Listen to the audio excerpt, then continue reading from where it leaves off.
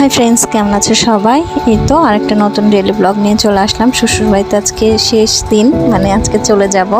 তো দেখেন লটকন গাছে কত লটকন ধরেছে। তো শুনলাম এবার গতবারের থেকে কম লটকন ধরেছে।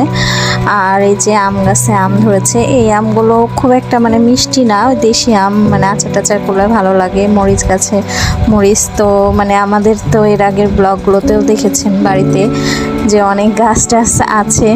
এই যে লেবু গাছ, তো কোনোটা না থাকা নাই, বলতে গেলে সব রকম গাছই আছে। এই যে দূরে থাকি জন্য খাওয়া হয় না, কিনে খেতে হয়।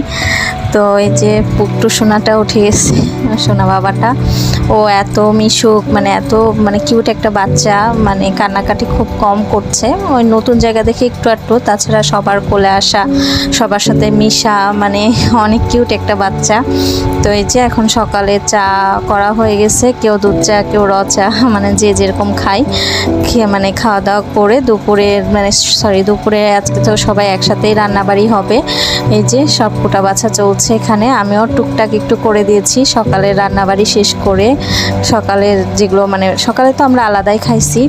আর এই যে মাছ কিনতে আসছে বরমশাইরা, মানে আমার পিসি শাশুড়ি, আমার কাকা শ্বশুর, জ্যাঠা শ্বশুরের মানে ফ্যামিলি সবাই আমরা একসাথেই, মানে পূজা শেষের দিন খাওয়া হয়, মানে যেদিন মায়ের বিসর্জন হয়, বিসর্জনের পর দুপুরে সবার একসাথেই খাওয়া দাওয়া হয়। এই যে সব জায়েরা মিলে মাছ কাটছে আর গল্প গুজব হচ্ছে। ওর স্বামী মাছ কাটেনি, কারণ মাছ আমার কাটতে খুবই মানে পারিও না, আর ভালো লাগে না মাছ কাটাটা। ওই যে বাড়িতে যে টুকটা অল্প একটু আনে তাই করি, বা কেটে নিয়ে আসে।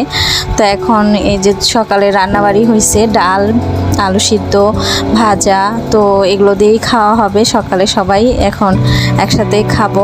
তো সকালে খাওয়া দাওয়া শেষ, এখন একটু ওই যে রান্না করছে সেই ভিডিও করে নিলাম।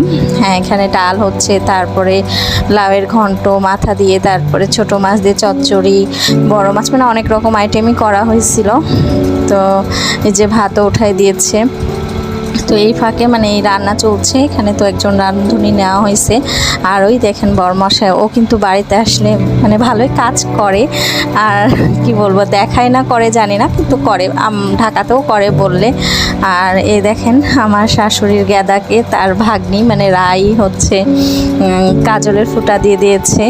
আসলে ও তো সবার ছোট আমার শ্বশুর বাড়িতে, মানে ভাগ্না ভাগ্নির বড়।